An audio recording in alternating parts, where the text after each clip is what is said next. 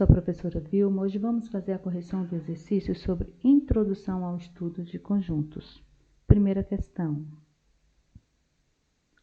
Sendo P o conjunto dos números pares entre 1 e 9, escreva pertence e não pertence para relacionar corretamente em cada item o elemento ao conjunto.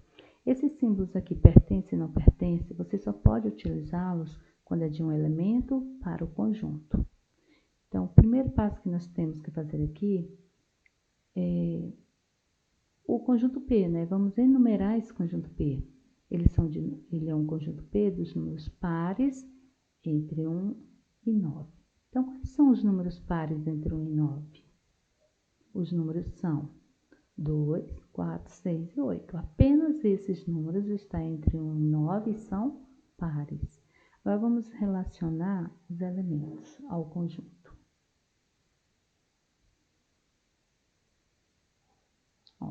2 pertence ao conjunto P? O 2 está dentro do conjunto P, então ele pertence. Nós vamos usar o símbolo pertence. O 8 pertence ao conjunto P? O 8 está dentro do conjunto P, então ele pertence. O 9, ele pertence ao conjunto P?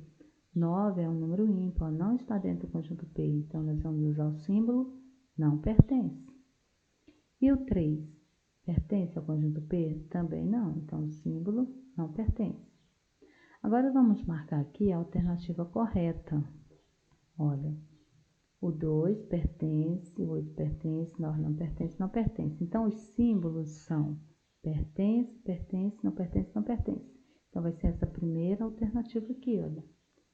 Vendo? Pertence, pertence, não pertence, não pertence. Primeira alternativa. Questão 2. Represente por enumeração ou extenso, é a mesma coisa, o conjunto D dos divisores positivos de 12. Quais são os números que dividem exatamente o número 12? Quais são esses números? Então, vamos representar esses valores dentro do conjunto D. Os números são o 1, 12, se eu dividir 12 por 1 vai dar 12. O 2, 12 dividido por 2 dá 6. O 3, 12 dividido por 3 dá 4. O 4, 12 dividido por 4 dá 3. E o 6, 6 dividido por 12 dividido por 6, que vai dar 2, né? E o 12, porque o 12 dividido por 12 dá 1. Então, esses são os divisores positivos de 12. E nós representamos ele por enumeração. A enumeração é você escrever os valores correspondentes ao conjunto. Vamos agora à terceira questão. Escreva uma propriedade característica dos elementos do conjunto I. Então, você vai observar esse conjunto I. O I é 2, 4, 6, 8 e 10. Então, você verifica que esse conjunto I é formado por números pares, né? Mas não são todos os números pares. Nós temos aqui alguns e é um conjunto finito. Então, você observa que esses números ele está entre alguns valores, né? Nós podemos escrever dessa maneira. Então, olha, são números pares e que está entre 1 e o 11.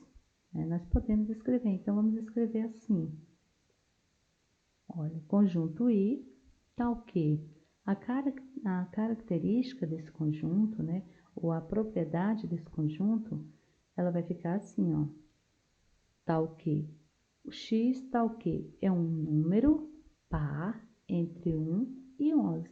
Se você encontrar um conjunto desse e ler ele aqui, ó, o conjunto I é igual ao x tá o quê? X é um número par entre 1 e 11, com certeza você sabe que são esses valores, o 2, o 4, 6, 8 e 10, e apenas eles. Bom, então, essa é a maneira de se escrever a característica do conjunto, a propriedade de um conjunto. É você observar ele e escrever como é esse conjunto.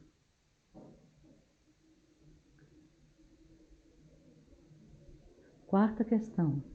Represente por enumeração o conjunto dos múltiplos de 5 maiores do que 10 e menores do que 30. Enumeração é você escrever esses elementos do conjunto. Então, nós sabemos que esse conjunto é um conjunto de múltiplos de 5, maiores de 10 e menores que 30. Então, vamos ver aqui quais são esses múltiplos. Quando se fala múltiplos, são esses resultados aqui, ó, da multiplicação. Então, esses resultados aqui em vermelho, são os múltiplos de 5, são alguns. Então, aqui eu quero o maiores que 10, menores que 30.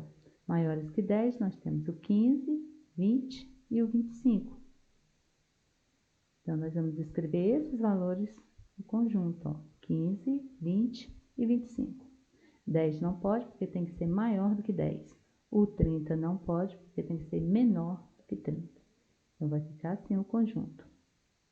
Representei pela letra M, né, o que são os múltiplos, 15, 20 e 25. Espero que vocês tenham entendido. Terminamos aqui a nossa correção. Até a próxima.